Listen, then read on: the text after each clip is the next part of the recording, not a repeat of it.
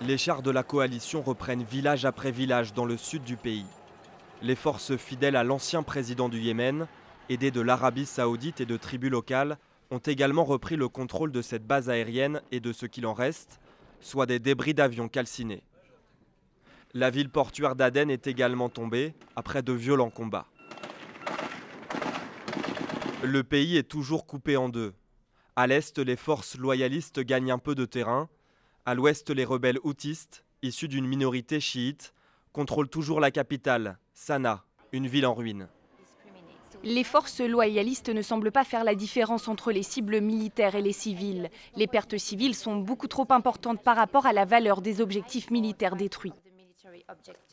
Dans tout le pays, les mêmes images. Des bâtiments détruits et une population qui fuit les violences.